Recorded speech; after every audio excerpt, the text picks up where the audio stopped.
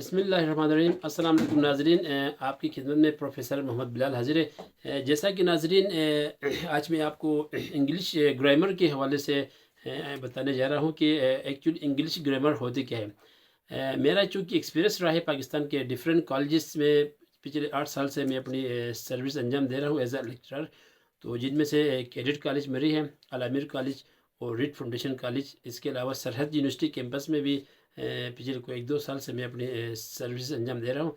تو آج میں آپ کو صرف یہ بتانے جا رہا ہوں کہ انگلش گرامر ہوتی کیا ہے، ورڈس انگلش گرامر۔ چونکہ اکثر اسٹوڈنٹس ہم سے یہ کوشچن پوچھتے ہیں کہ سر ہمیں انگلش گرامر میں بہت سارے پرابلمس ہوتے ہیں اس کو سمجھنے میں۔ English grammar is like a math. اگر آپ کو انگلش گرامر کے آپ کو فارمولاز اگر آپ کو آتے ہیں ٹیکنیکل طریقے سے، اگر آپ انگلش گرامر کو سیکھیں گے تو انشاءاللہ آپ اس کو کبھی نہیں بھولیں گے۔ جیسا کہ میں آج آپ کو ایک ایگزامپل دیکھ کے صرف انگلش گرامر کے حوالے سے ہی سمجھاؤں گا کہ ورڈس انگلش گرامر۔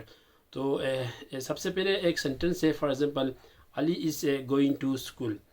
اب یہاں پہ علی آپ کا سبجیکٹ ہے، از ہیلپنگ ورب ہے، گوئنگ آپ کا مین ورب ہے، ٹو یہاں پہ ایز اے پریپوزیشن ہے، اور اسکول ایز آبجیکٹ یوز ہوتا ہے۔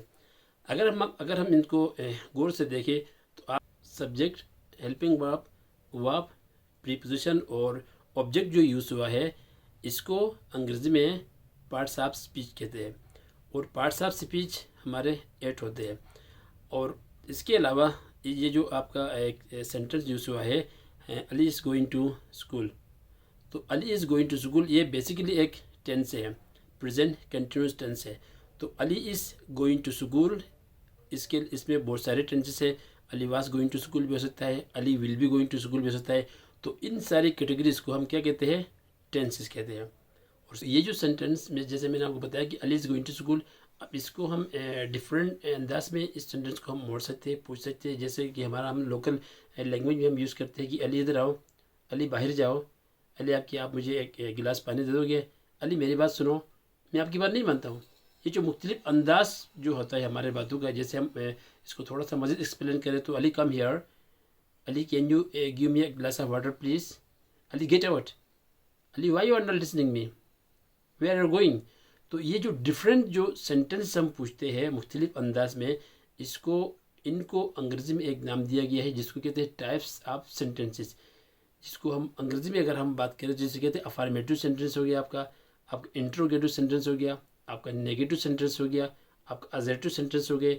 تو ان تمام سینٹنس کو ہم کیا کہتے ہیں؟ Types of sentences. تو اسٹوڈنٹ، جیسا کہ آپ کو میں نے بتایا کہ اگر آپ ٹینسز آپ سیکھ جاتے ہیں، تو جیسے آپ کو میں نے ایگزامپل دیا تھا کہ علی از گوئنگ ٹو مارکیٹ یا علی از گوئنگ ٹو اسکول، تو اگر آپ یہ آپ کا پریزنٹ کنٹینیوس ٹینس کا ایک ٹینس ہے، تو اگر آپ اس کو پریزنٹ انڈیفینٹ ٹینس میں یوز کرتے ہیں، جیسے علی ایٹس این ایپل، ٹھیک ہے، تو علی ایٹس این ایپل، اس کو آپ ٹینسز کو سمجھنے کے بعد اس سینٹنس کو آپ چینج کر سکتے ہیں، اس کی پوزیشن کو چینج کر سکتے ہیں۔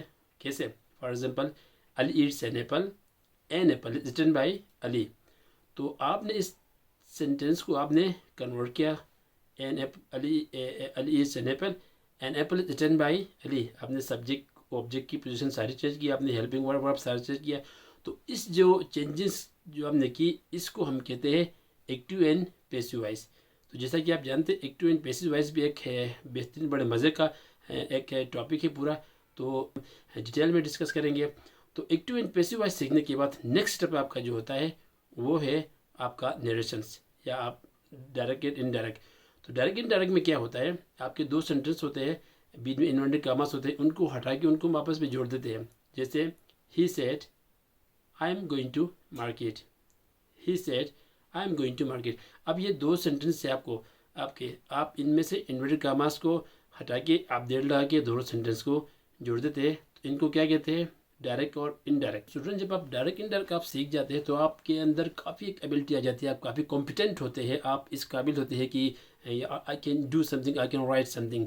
تو اس ٹائم کیا کرتے ہیں کہ آپ نیکسٹ اسٹیپ کی طرف آپ کوشش کرتے ہیں کہ جیسے کہ آپ نے نیریشنس آپ نے سارے اچھی طرح پڑھا، اچھی طرح سیکھ لیا، جتنے ٹینسز تھے ان کو آپ نے نیریشنس میں آپ نے ڈائریکٹ کو انڈائریکٹ میں ہم نے کنورٹ کرنا اچھی طرح سیکھ لیا، اور اس سے پہلے آپ نے ٹینسز جو ہے وہ آپ نے اچھی طرح پڑھے، اس سے آگے آپ نے ایکٹیو اینڈ پیسیو وائس کو آپ نے اچھی طرح لرن کر لیا۔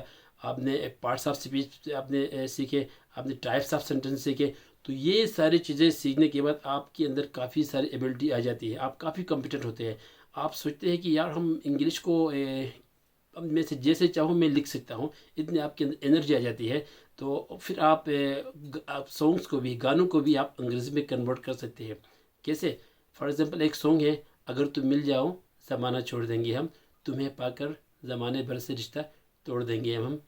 اور دوسرا ایک سانگ بھی آپ نے سنا ہوگا، اگر آسماں تک میرے ہاتھ جاتے تو قدموں میں تیرے میں تارے بچھاتا. تو یہ جو سانگس ہے، اگر میں دونوں سانگ میں اگر یوز کیا، تو یہ اگر والے جو سانگس ہے یہ آپ کا ایک پورا گرامر کا ایک ٹاپک ہے، وہاں سے آپ سیکھ سکتے ہیں. کیسے؟ جیسے میں نے کہا کہ اگر تم مل جاؤ زمانہ چھوڑ دیں گے ہم. If I get you, I will leave the world. If I get you, I will leave the world. اگر تم مل جاؤ زمانہ چھوڑ دیں گے ہم. یہ جو میں نے آپ سے کہا کہ if I get you, I will leave the world، یہ جو کنڈیشن ہے اس کو ہم کہتے ہیں کنڈیشنل سینٹنسز. جو ہمارا نیکسٹ جو ٹاپک ہے وہ ہے conditional sentences. Conditional sentences basically 4 ہوتے ہیں. اس میں 0 کنڈیشن ہوتا ہے، first condition, second condition and third condition. جب آپ ڈائریکٹ اور انڈائریکٹ سیکھ جاتے ہیں تو نیکسٹ پروسیس آپ کا گرامر میں ہوتا ہے، وہ ہے کہ آپ مختلف سینٹنس لکھتے ہیں، ان کو آپس میں جوڑ دیتے ہیں، تو جس کو ہم کہتے ہیں ایک پیراگراف.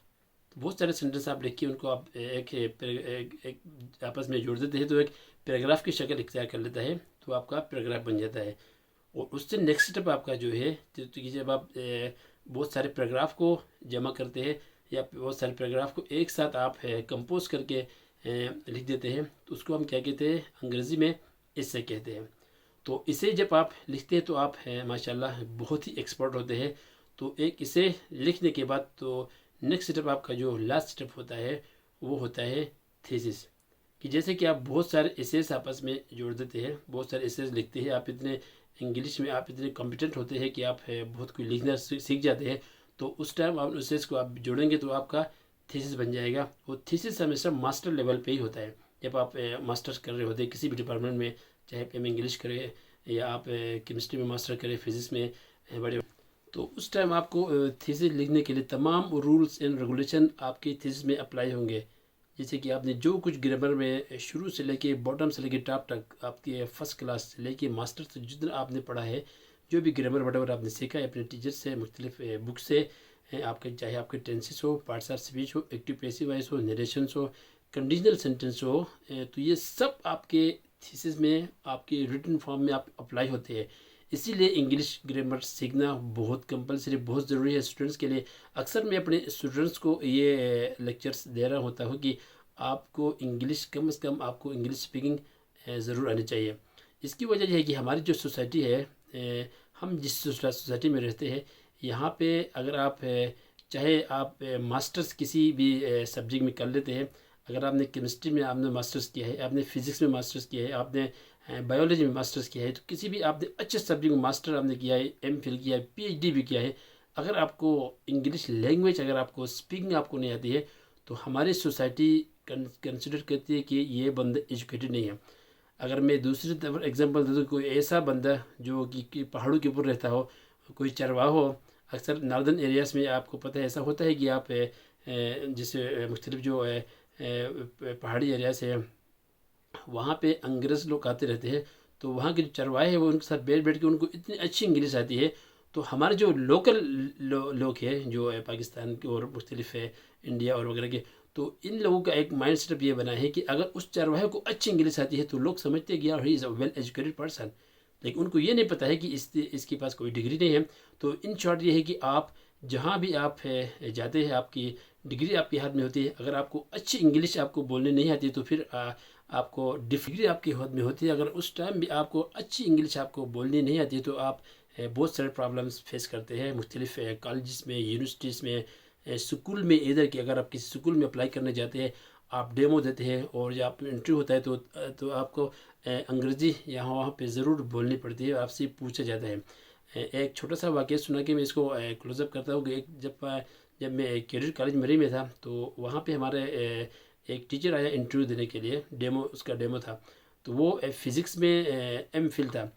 تو وہ ٹیچر جب کلاس میں کھڑا ہوا، جب اس نے اپنا ڈیمو دینا شروع کیا تو اس کی ٹانگیں کانپ رہی تھی.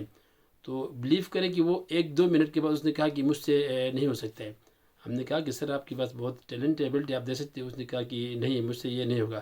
تو کہنے کا مقصد یہ ہے کہ کانفیڈنس مسٹ ہے. کانفیڈنس آپ کا ہر فیلڈ میں آپ کا کام ہوتا ہے کہ اگر آپ کے پاس کانفیڈنس ہے تو آپ بہت آگے جا سکتے ہیں، بہت کچھ کر سکتے ہیں. لیکن کانفیڈنس کے ساتھ آپ کی ایبلٹی اور آپ کی انگلش لینگویج اچھا ہونا بہت ضروری ہے. اگر آپ کی انگلش لینگویج اچھی ہے، آپ کے پاس کانفیڈنس ہے، تو آپ دنیا کی کسی بھی فیلڈ میں آپ ناکام نہیں ہوں گے. آپ آسانی سے گرو کر سکتے ہیں، آپ آگے جا سکتے ہیں. تو امید ہے آپ کو آج کا میرا لیکچر ہے آپ کو اچھا لگا ہوگا. اسی کے ساتھ اجازت چاہتا ہوں. والسلام.